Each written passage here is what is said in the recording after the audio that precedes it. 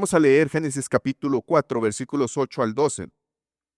Dijo Caín a su hermano Abel: salgamos al campo. Y aconteció que estando ellos en el campo, Caín se levantó contra su hermano Abel y lo mató.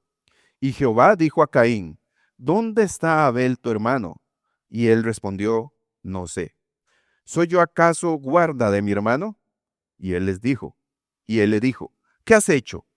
La voz de la sangre de tu hermano clama a mí desde la tierra. Ahora, pues, maldito seas tú de la tierra, que abrió su boca para recibir de tu mano la sangre de tu hermano. Cuando labres la tierra, no te volverá a dar su fuerza. Errante y extranjero serás en la tierra.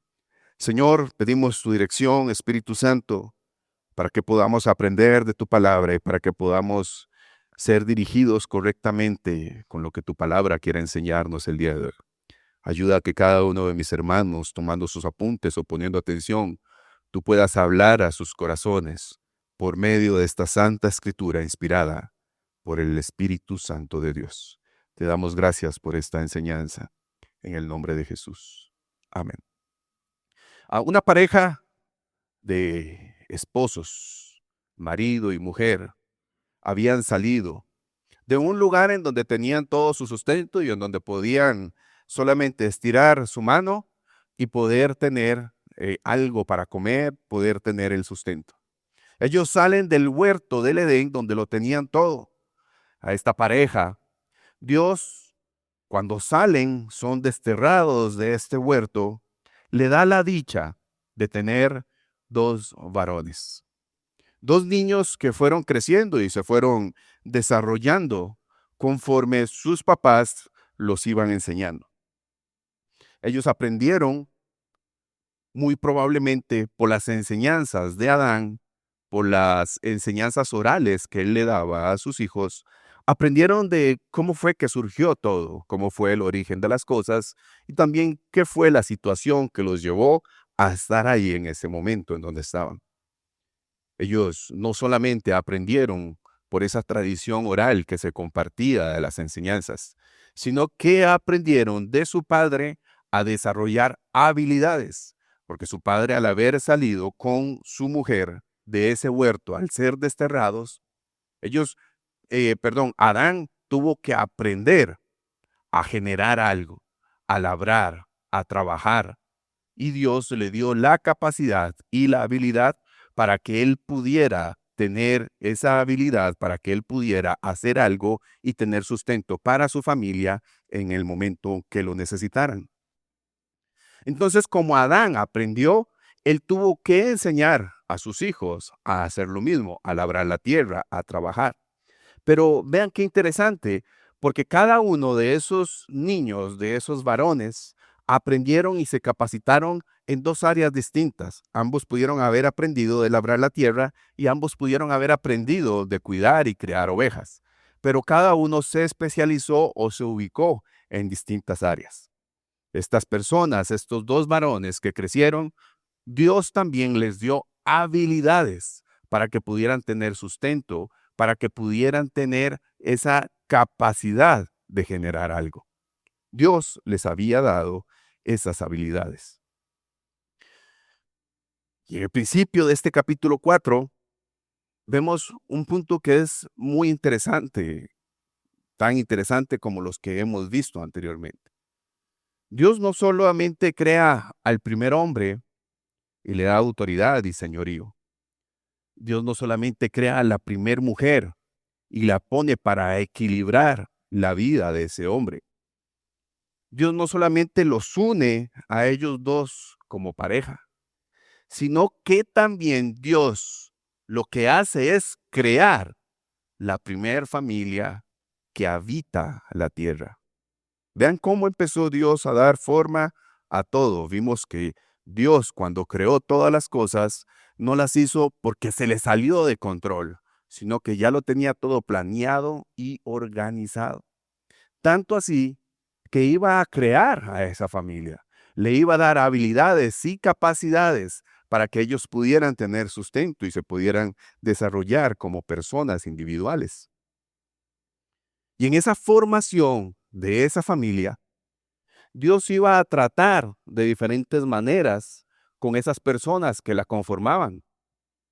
Eran personas diferentes, eran personas que se habían dedicado a situaciones diferentes.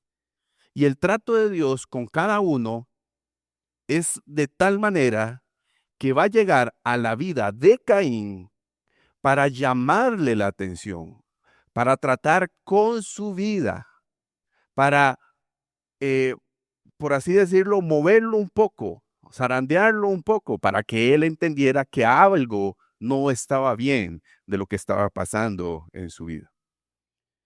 Dios llega a tratar con el corazón de Caín, con ese corazón que presentó una ofrenda vacía. Pero recuerde muy bien que lo que Dios vio no fue la ofrenda de Caín. Dios vio a Caín. Dios vio el corazón que tenía Caín. Y por lo tanto, lo que él estaba entregando de nada servía porque no estaba, no estaba honrando nada con esa ofrenda. Entonces Dios le dedica un tiempo y le llama la atención. Atención para que tenga cuidado, para que lo que hay en su corazón no lo fuera a gobernar. Pero Dios, en el versículo 7 del capítulo 4, le dice muy claramente, Él lo pone en atención, Dios dirige la mirada o trata de ubicar a Caín para que él entienda que hay algo bueno que puede hacer, así como hay algo malo que también lo puede dominar. Versículo 7, capítulo 4, serás aceptado si haces lo correcto. Dios se lo está diciendo a Caín. Pero si te niegas a hacer lo correcto, entonces ten cuidado. Una advertencia que también tiene que estar muy grande hoy presente en nuestras vidas. El pecado está a la puerta, al acecho y ansioso por controlarte. Dios nuevamente se lo está diciendo a Caín, le está llamando la atención de que hay algo que lo puede gobernar ahí. Pero tú debes dominarlo y ser su amo. Tienes que estar alerta y atento para que en lugar de que eso te controle, tú puedas controlar esa situación. Eso está en la Nueva Traducción Viviente, Génesis capítulo 4, versículo 7. Jesús entonces Dios le muestra la aceptación. ¿De qué manera iba a ser aceptado Caín? Caminando y haciendo lo bueno. No está dejando de lado, no solamente está culpando su intención, sino que le está dando la dirección de cómo debería ser su vida, de cómo debería caminar correctamente. Pero también lo advierte, le dice, si haces lo contrario, Caín, cuidado, atención, porque ese pecado que está a la puerta está listo para acecharte y dominarte y ser tu amo. Y es ahí entonces donde llegamos a la sección que leímos a partir del versículo 8, pero que va a abarcar hasta el versículo 16. Nosotros solamente leímos hasta el versículo 12. Cuando nosotros leemos del versículo 3 del capítulo 4 de Génesis hasta el versículo 8, tenemos que entender que hay un tiempo que transcurre en esta narración. Nosotros lo leemos en menos de un minuto, en un instante leemos eso. Pero hay un tiempo que transcurre en estos hechos: la presentación de la ofrenda, el desagrado, el enojo de Caín, el llamado de atención de Dios para Caín. Todo eso sucede. Y la acción que va a tomar Caín, todo eso sucede en un lapso de tiempo. ¿Cuánto exactamente? No lo sabemos. Precisamente no sabemos si fueron horas, si fueron días, si fueron semanas. Pero sí sabemos que hubo un tiempo, un lapso de tiempo, desde que las ofrendas fueron presentadas hasta que Caín le dice a su hermano, salgamos al campo. Esto ayuda a entender entonces que la reprensión que Dios le está dando a Caín, ese llamado de atención, Caín pudo tener un tiempo para pensar en lo que Dios le estaba diciendo. Horas, no importa, minutos, pudo tener un tiempo, días, no sé, pudo tener un tiempo para él pensar, para analizar, para recapacitar cómo era su situación, qué era la situación que él estaba teniendo. Pero vemos que eso no sucedió para nada. Ese tiempo, ese lapso de tiempo entre la ofrenda presentada y la salida al campo con su hermano, no sirvió para nada, sino que su enojo y su depresión se volvió más grande, a tal punto que leemos en el versículo 8, dijo Caín a su hermano Abel, salgamos al campo. Y aconteció que estando ellos en el campo, Caín se levantó contra su hermano Abel y lo mató.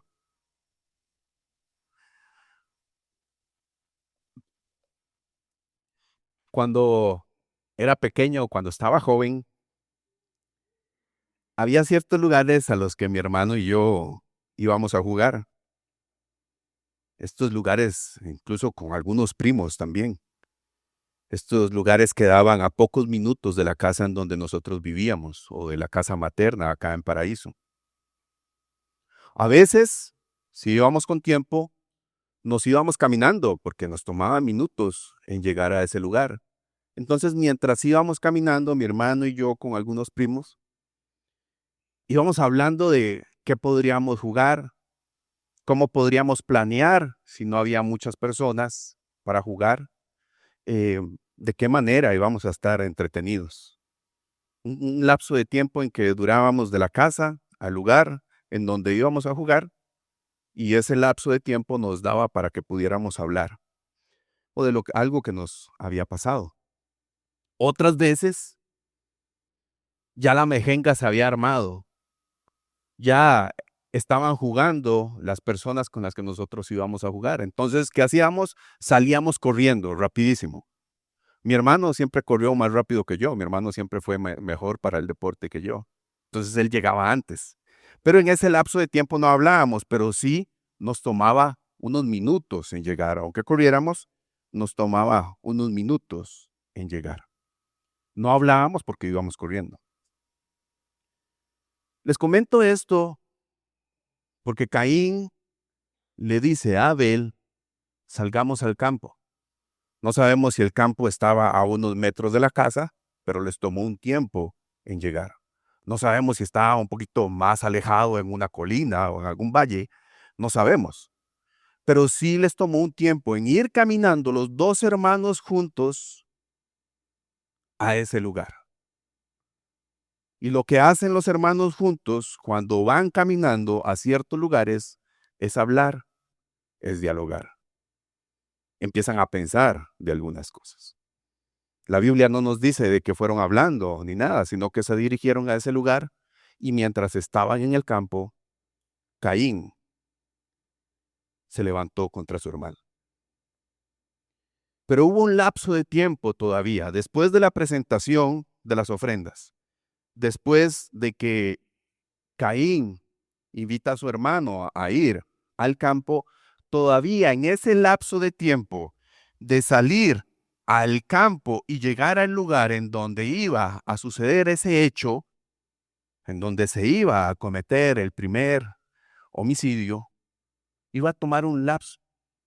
Caín tuvo tiempo para recapacitar, para recordar las palabras que Dios le había dado. Caín tuvo tiempo, pero su enojo pudo más que él. Su desagrado pudo más que él. La rebeldía pudo más que él.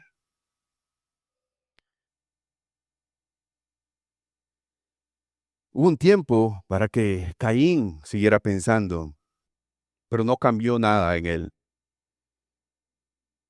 Ese tiempo más bien lo llevó a confirmar y afirmar la decisión que marcaría toda su vida, su descendencia y a la humanidad completamente. Entonces, cuando centramos nuestra mirada, el versículo 8 al 16, Vamos a ver que tenemos tres puntos muy sencillos que vamos a ir viendo a lo largo de la enseñanza. Vamos a ver que tenemos el pecado, que Dios señala y confronta ese pecado, y que Dios da una conclusión, una resolución a ese pecado, a esa situación. Y como ven en las pantallas, el título de la enseñanza del día de hoy es El rastro de la sangre y el rostro de la gracia. El apóstol Santiago, en su carta que dirige a los creyentes del primer siglo que estaba en la dispersión, escribe en el primer capítulo, Santiago capítulo 1, versículos 14 al 15, sino que cada uno es tentado cuando de su propia concupiscencia es atraído y seducido. Entonces, la concupiscencia, después que ha concebido, da a luz el pecado. Y el pecado, siendo consumado, da a luz la muerte. El apóstol escribe a esta comunidad para exhortarles, para que tuvieran cuidado. Lo mismo que Dios estaba haciendo con Caín, estaba haciendo Santiago con esos primeros cristianos o creyentes. Ellos deberían poner atención a la situación que se produce en el interior de cada persona por sus deseos descontrolados.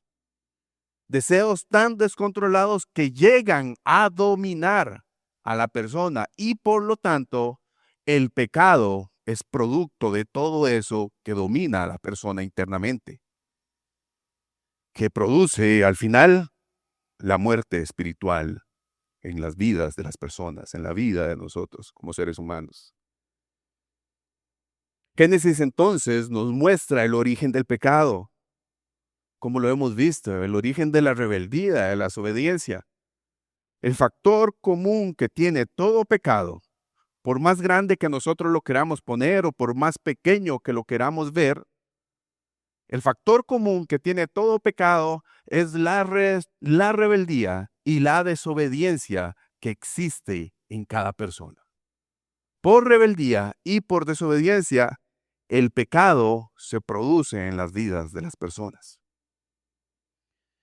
Génesis nos muestra esa rebeldía y esa desobediencia que llegó a tal punto en la vida de un hombre que llegó a cobrar la vida de un inocente. Como primer punto, entonces, el día de hoy tenemos el pecado, la acción de Caín. En el versículo 8 vamos a ver ese primer punto. Dijo Caín a su hermano Abel: salgamos al campo. Y aconteció que estando ellos en el campo, Caín se levantó contra su hermano Abel y lo mató. El pecado, la acción de Caín como primer punto. Entonces en este versículo vemos reflejado claramente, muy verazmente, lo que el apóstol Santiago escribe en su carta. Caín es tentado por sus sentimientos y por sus emociones internas, por el enojo y la tristeza que tenía, por esos deseos descontrolados que tenía internamente. Después Caín fue seducido y atraído a tal punto de planear, ojo, porque él le dijo a su hermano: salgamos al campo. Él planeó lo que iba a suceder con su hermano. Llegó a tal punto de ser seducido y atraído, de planear llevando a su hermano al campo. Y como fue un punto final, Caín desata ese enojo y rabia contra su hermano, atacando y matando a su hermano menor. Y el pecado fue consumado. Todo ese enojo, todo ese rencor que se había creado en el interior de Caín, que se había tramado, fue llevado a la acción. Todo eso fue llevado a una acción, dejando como resultado la muerte de su hermano menor. Haber matado a alguien de su propia sangre, a alguien que conformaba su familia. La consumación del pecado, atraído y seducido, gobernado por esos deseos descontrolados internos, produjo ese pecado, lo gobernó y cobró la vida de ese inocente. Y ahí se cumple entonces lo que Dios le dijo en el versículo 7 a Caín: el pecado está a la puerta, al acecho y deseoso por controlarte. El llamado de atención de Dios para Caín no sirvió nada en su vida, pero Dios lo hizo. Dios se acercó a Caín para llamarle la atención. Caín no escuchó esa advertencia. Se dejó dominar por el deseo descontrolado de su interior. Y eso entonces hizo que su vida fuera gobernada por el pecado, por la rabia, por el enojo, por el desagrado. Por lo tanto, el pecado trajo muerte, no solamente a alguien físicamente, sino muerte en su vida espiritual.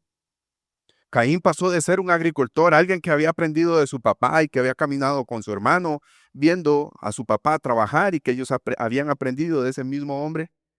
Había pasado de ser un labrador de tierra, había pasado de ser el hermano mayor de la familia, de la primer familia de la tierra, a ser un homicida, el primer homicida de la faz de la tierra. El pecado transformó su vida por completo. Lo convirtió en otra persona. El pecado lo transformó. Y esa persona ahora debería enfrentar las consecuencias. La rebeldía y desobediencia de Caín lo llevó a realizar un acto en contra de un inocente. Pero no era cualquier inocente, era su hermano menor. ¿Cuántos de nosotros con nuestros hermanos menores hemos tenido algunos conflictos? ¿Cuántos después nos hemos sentido mal por los conflictos que hemos tenido con nuestros hermanos?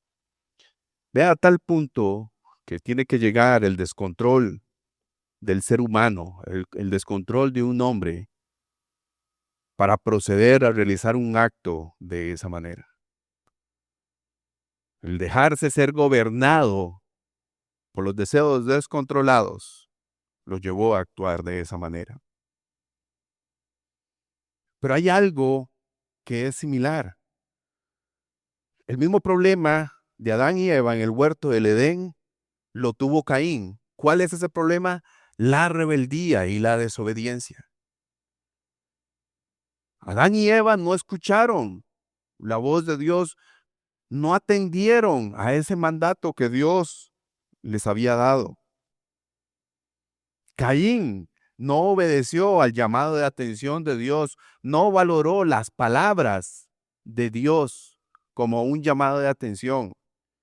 En lugar de eso, Caín tramó, elaboró un plan, se dejó gobernar por eso, se dejó controlar por ese desdén que había en su vida.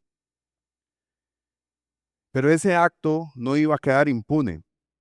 Al igual que Adán y Eva, Dios los había confrontado y señalado, así también Caín iba a tener esa confrontación e iba a tener ese señalamiento por el pecado que había hecho, que es nuestro segundo punto, el señalamiento, la confrontación de Dios. Génesis capítulo 4, versículo 9. Y Jehová dijo a Caín: ¿dónde está Abel tu hermano? Y él respondió: no sé. ¿Soy yo acaso guarda de mi hermano? Aquí vamos a tener otra interacción como la que tuvimos en los versículos anteriores, en el capítulo 3. se va a dar otra interacción entre Dios y el hombre. Pero vean qué interesante nuevamente lo que Dios va a hacer. Vean qué interesante quién es el que busca al hombre. Recordemos esto por un momento, nada más. Dios se paseaba por el huerto, pero como Adán y la mujer habían pecado, se escondieron y no se acercaron a Dios. Recuerdan eso muy bien en el versículo 9 del capítulo 3. Después, como ellos no se le acercan a Dios, Dios llama a Adán. Le dice, ¿dónde estás? Adán, en lugar de decir lo que había hecho, le dice que tuvo miedo y se escondió. Versículo 10 del capítulo 3. Dios vuelve a preguntar, da otra oportunidad a Adán. Le pregunta, ¿has comido del árbol del que yo te mandé no comieses? Versículo 11. La respuesta de Adán, nuevamente, ¿cómo fue? Evasiva. No dijo la verdad. No hubo arrepentimiento. Lo que hizo Adán fue señalar a su mujer, a la mujer, y no asume su culpa. Versículo 12. Entonces, Dios da otra oportunidad. Dios le pregunta a la mujer que él había hecho para Adán. Pero ella, en su respuesta, nuevamente no asume la culpa y señala a la serpiente. Versículo 3. 5 veces, por lo menos en ese texto, así a grandes rasgos, Dios dio oportunidad para que hubiera arrepentimiento, para que se confesara la verdad. 5 veces para que hablaran la verdad, para que fueran sinceros y asumieran su pecado, asumieran su culpa. Y en este caso, en el capítulo 4, con el hijo mayor de ellos, Dios habla con Caín. Dios es el que le pregunta a Caín. Dios nuevamente es el que toma la iniciativa de acercarse a esa persona que había cometido pecado. Dios nuevamente se acerca a preguntarle a alguien. Y así como él le llamó la atención en el versículo 7, así también empieza hablando con él, haciéndole una pregunta. ¿Dónde está tu hermano Abel? Dios le pregunta por alguien específico y por quién era esa persona para él. Dios le está preguntando por alguien, un nombre, y quién era para él esa persona, su hermano menor. ¿Y cuál es la respuesta de Caín? ¿Es humilde? ¿Tiene una respuesta de arrepentimiento, Caín? No, para nada. Más bien, la respuesta de Caín fue de desinterés. ¿Qué le dijo? No sé. Incluso podemos hablar de que fue una respuesta un poco sarcástica. Cuando le dijo, ¿soy acaso guarda de mi hermano? ¿Acaso tengo que estar cuidando de él como él cuidaba de las ovejas? Porque recuerde que Abel era un pastor y él cuidaba de sus ovejas. La respuesta es un poco sarcástica y puede tener un significado más del que nos imaginamos. ¿Acaso soy guarda de mi hermano? Le respondió Caín a Dios. Y aquí podemos notar, en este versículo, en esta interacción, podemos mostrar una diferencia de tonos que tiene Dios y que tiene Caín. Dios se le acerca a Caín. ¿Qué demuestra eso? Interés. Dios busca en ese interés que Caín diga la verdad, que haya integridad en la respuesta de Caín. Pero Caín muestra indiferencia. Incluso en un tono irónico, le responde a Dios, que lo estaba buscando. Caín, entonces, no solamente pecó con haber cavilado todo eso y haberlo llevado a cabo cometiendo ese primer homicidio, sino que Caín peca nuevamente al mentirle a Dios, porque él sabía muy bien dónde estaba su hermano. Él lo sabía muy bien dónde estaba.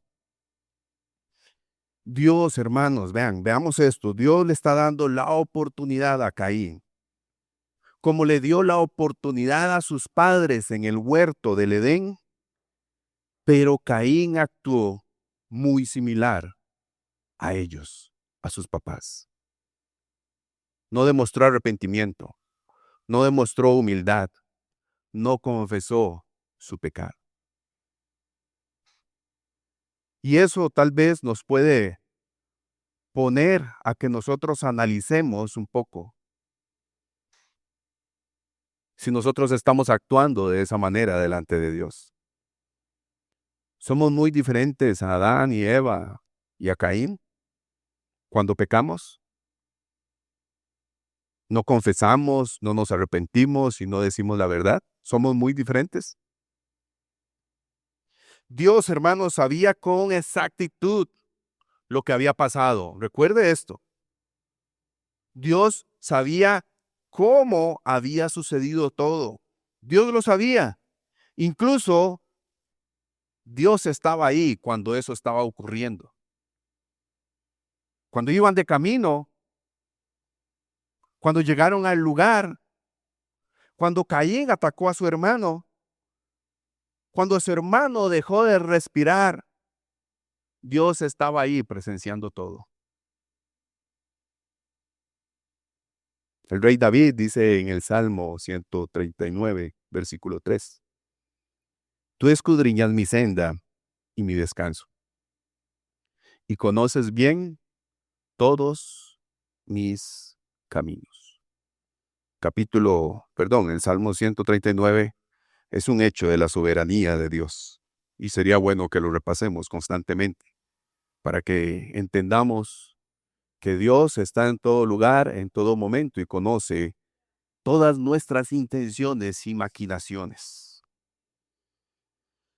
Pero aún Dios estando en esa situación de pecado, entendiendo y sabiendo lo que había en el corazón de Caín, vean, la misericordia de Dios es demostrada cada vez en este pasaje.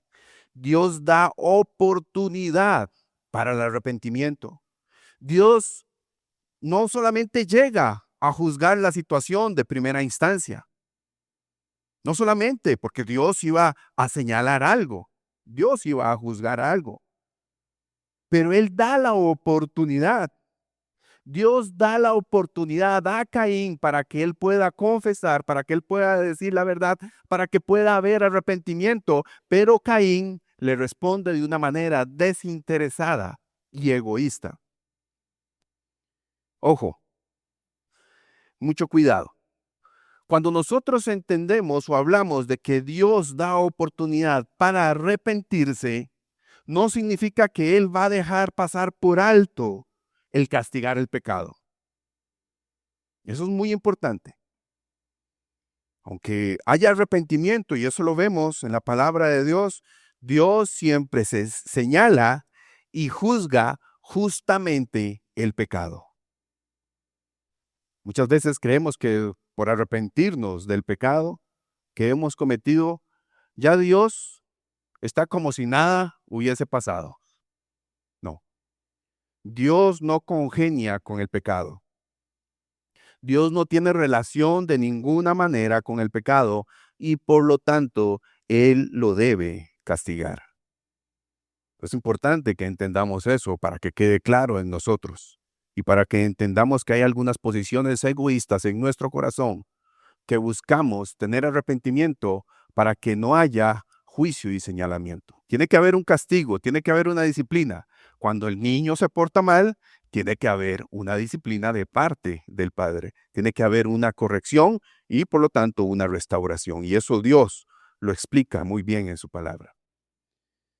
Es importante saber que debe haber arrepentimiento y reconocimiento de que se actuó de manera rebelde y desobediente. Cada vez que nos acercamos ante Dios, y esto es lo que Dios buscaba de Caín, que hubiera arrepentimiento, que hubiera aceptación de que había rebeldía en el corazón. Eso es lo que buscaba Dios. Pero hubo otra respuesta. Del versículo 10 al versículo 12, Dios va a hablarle muy fuertemente a Caín. Después de que se le acerca para encontrar o buscar arrepentimiento en él, Dios va a hablar muy fuertemente en contra de Caín.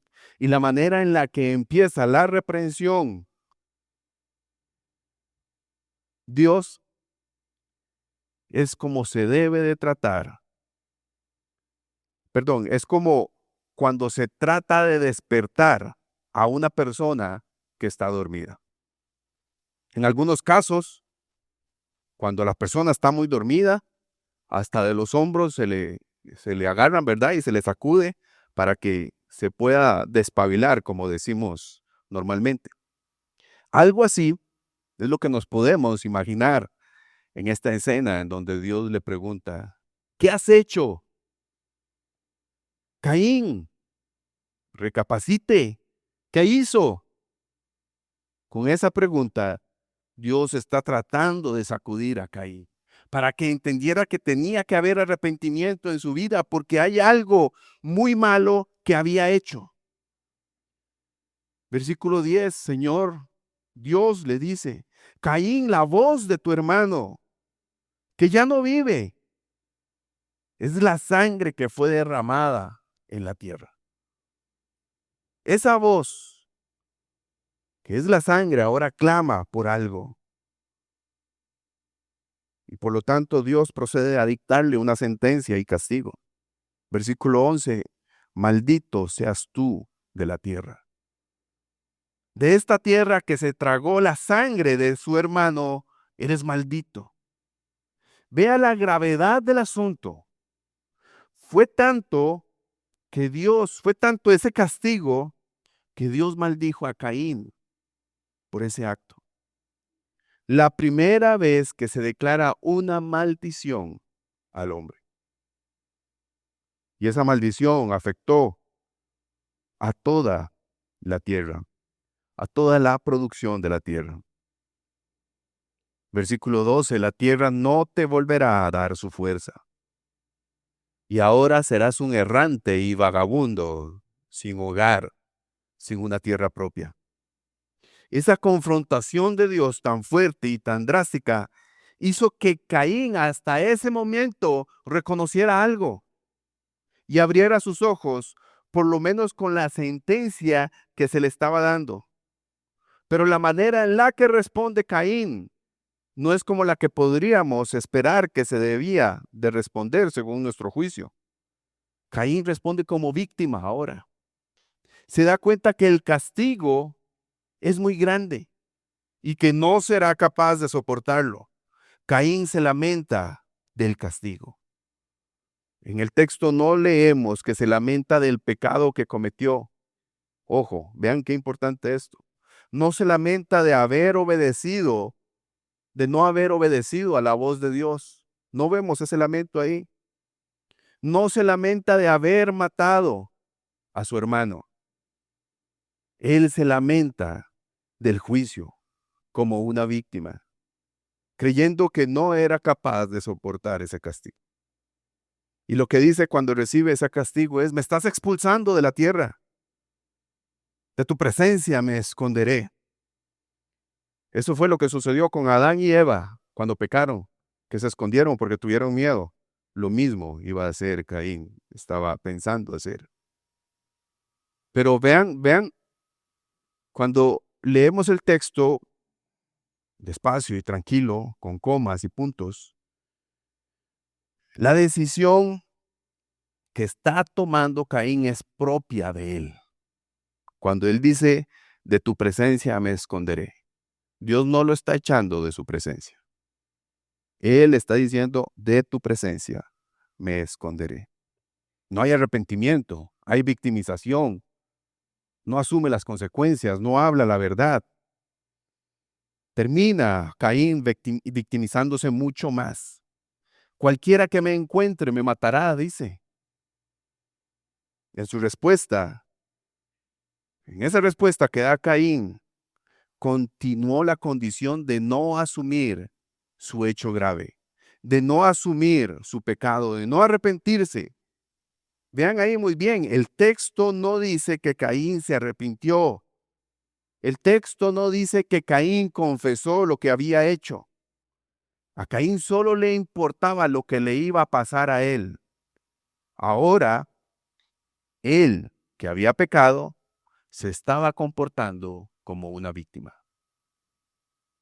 ¿Nos pasa eso a nosotros?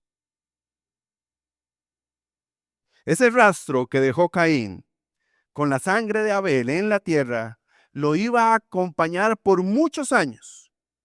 Ese rastro de sangre iba a ser su compañero en su tierra o en esa tierra en la que iba a estar de vagabundo o errante. Este comportamiento de Caín me lleva a pensar que cuántos de nosotros nos hemos comportado de esa manera. ¿Cuántos de nosotros hemos tenido alguna actitud similar cuando hemos cometido pecado? No nos hemos acercado a Dios primero. Cuando Dios nos da oportunidad de confesar y arrepentirnos, lo que hemos hecho es ser evasivos, irónicos, e incluso tomamos la posición de víctima delante de Dios. Hay mucho, hermanos, que tenemos que aprender de la palabra de Dios. Hay mucho que tenemos que aprender del texto de Dios, no de las ideas humanas, no de los pensamientos humanos, es del texto, de la palabra de Dios. Cuando venimos con un corazón humilde y correcto y no creyendo que ya lo sabemos todo. Porque cuando yo le dije que abriéramos el libro, las Biblias, las Escrituras, en Génesis capítulo 4, muchos dicen, ya sé de lo que va a hablar, ya sé de lo que va a predicar. Mucho cuidado con eso. Nuestro corazón tiene que ser humilde hacia la palabra de Dios. Y perfectamente después de que Dios declara este juicio, para muchos de nosotros el texto podría haber quedado ahí. Muy bien, ya Abel recibió ese castigo, ya Abel fue juzgado y fue juzgado justamente por lo que había hecho y perfecto. Ahí termina la historia. Pero vean, la palabra de Dios, esa sagrada escritura, nos muestra lo grande y extraordinario que es nuestro Dios. Tan misericordioso, tan bondadoso y tan compasivo, que demuestra su naturaleza en el versículo 15. Y ese es el tercer punto y último que veremos el día de hoy. La resolución, la protección divina en medio del juicio. Génesis capítulo 4, versículo 15.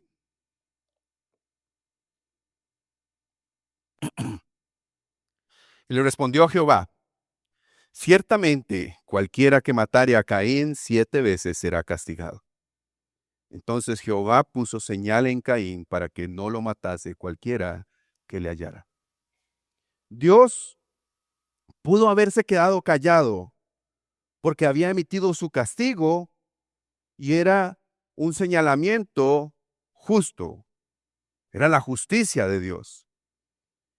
Pero Dios le responde a Caín en medio de su incertidumbre, en medio de su victimismo y en medio de su miedo. Le responde.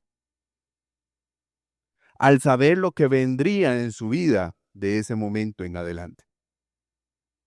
Dios pudo haber respondido como muchos de los papás que responden algunas veces. Yo no sé, arrégleselas usted, es su problema. Así pudo haber respondido Dios. Otros papás responden por cabezón le pasa eso. Ahora téngase las consecuencias. Pero yo sé que los papás de aquí nunca han dicho eso. Eso es allá afuera. Eso es en otro lado. Ustedes nunca han dicho eso. Esos son otros lugares. Y ahí es donde vemos la gran diferencia que hay entre Dios y los hombres. Entre ese Padre amoroso y lleno de misericordia y los padres terrenales y carnales que hay en la tierra. Así como Dios creó todas las cosas y demostró su grandeza y misericordia para el hombre, así también Dios está mostrando su misericordia a su creación. Mostró su misericordia a los padres de Caín y Abel, Adán y Eva. También está mostrando su misericordia a ese hijo mayor, pecador, homicida. De la misma manera, el Señor le respondió en la Nueva Traducción Viviente, dice, no, porque yo castigaré 7 veces a cualquiera que te mate. Entonces el Señor le puso una marca a Caín como advertencia para cualquiera que intentara matarlo. Aquí, en este versículo 15, Dios mismo está diciendo que es el único. Él es el único que castiga y que juzga. Él es el único que puede atribuirse a castigar y a juzgar. Incluso aquellos pecadores, malhechores y homicidas como Caín. Pero Él lo hará de una manera muy fuerte y contundente, castigando 7 veces. Algunos hablan de que es un castigo más fuerte, algunos hablan de que es un castigo que se traslada hasta la 7ª generación, pero es un castigo que viene de parte de Dios por el pecado. Moisés, con estos versículos, muestra la misericordia de Dios en este escrito al ser inspirado por el Espíritu Santo. Muestra que aún a aquel homicida que asesinó a su hermano, Dios lo va a guardar. No podemos entender eso. No podemos comprender. Pero Dios es grande y rico en misericordia. Este hombre va a tener que atravesar las consecuencias de su pecado. Pero en medio de ese sufrimiento, en medio de esas consecuencias, Dios le da una promesa. Dios le da una palabra de protección. Tan real es esa promesa que lo marca como una advertencia que lo cuidaría de todo aquel que quisiera hacerle daño o matarlo. Y aquí es donde vienen los problemas, porque nos centramos en otros aspectos que no son importantes, que no es la idea central, que no es lo que el texto nos quiere mostrar.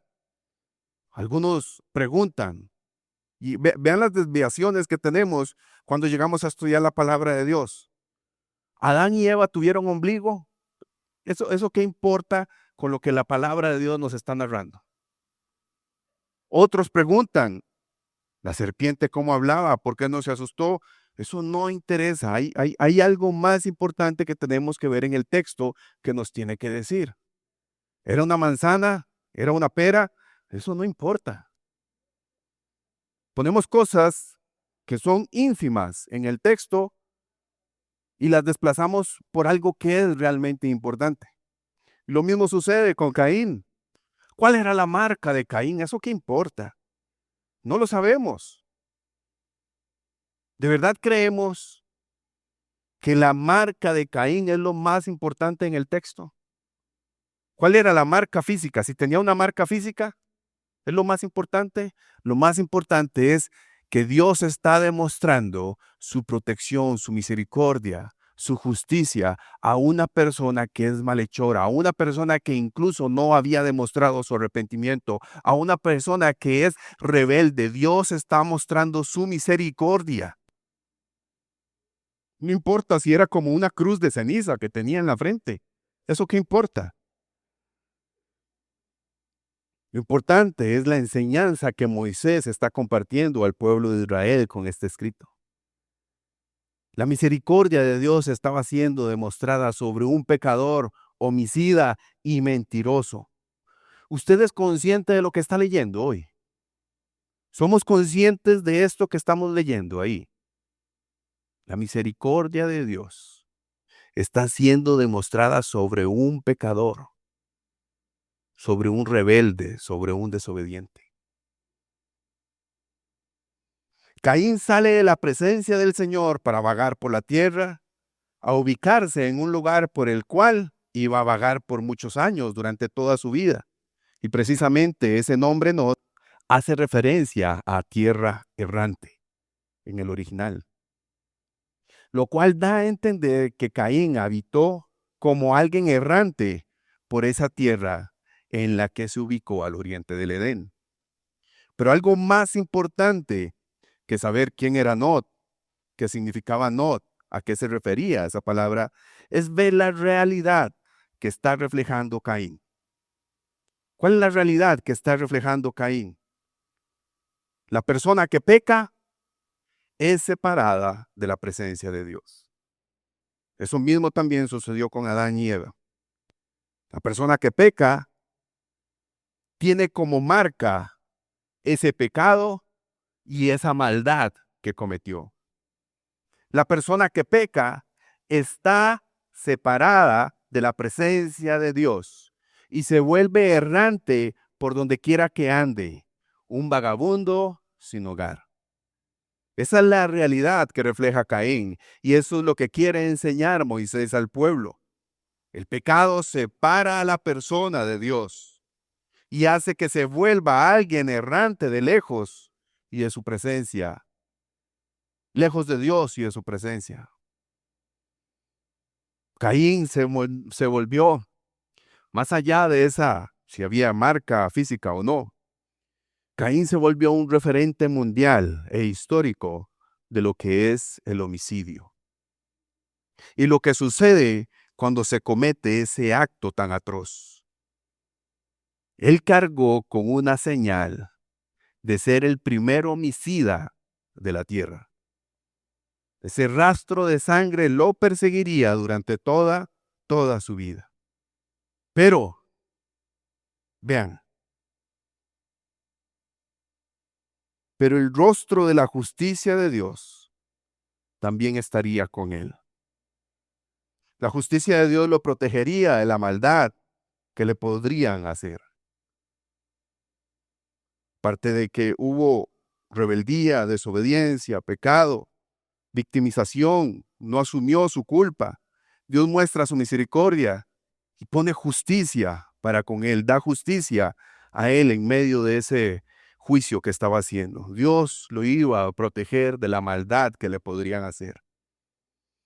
La sangre de Abel, hermanos, clamaba por la injusticia que se cometió y para que se hiciera juicio al malhechor, al pecador. Caín es la muestra del hombre pecador, de la mujer pecadora, que éramos usted y yo. Un pecador rebelde, desobediente y mentiroso, sin arrepentimiento delante de Dios y separados de la presencia de Dios. Eso es lo que demuestra Caín en nuestras vidas. Por eso, hermanos, tuvo que venir uno a rociar una sangre que clamara por perdón y salvación de pecados. Cuando la sangre de Caín clamaba por la injusticia que se le había hecho y porque se castigara ese pecado, hubo uno que vino a rociar una sangre para perdón de pecados y para salvación. Hebreos capítulo 12, versículo 24. A Jesús, el mediador del nuevo pacto, y a la sangre rociada que habla mejor que la de Abel. 12:24 en la Nueva Traducción Viviente nos dice: ustedes han llegado a Jesús, el mediador del nuevo pacto entre Dios y la gente, y también a la sangre rociada que habla de perdón en lugar de clamar por venganza como la sangre de Abel. Hoy la sangre que clama delante de Dios por nosotros es mejor, porque pide perdón y no pide venganza. El rastro de sangre que nos persigue es de la salvación y redención por Cristo Jesús. Hoy el rostro de justicia que Dios ve en nosotros es el de Cristo que murió en una cruz.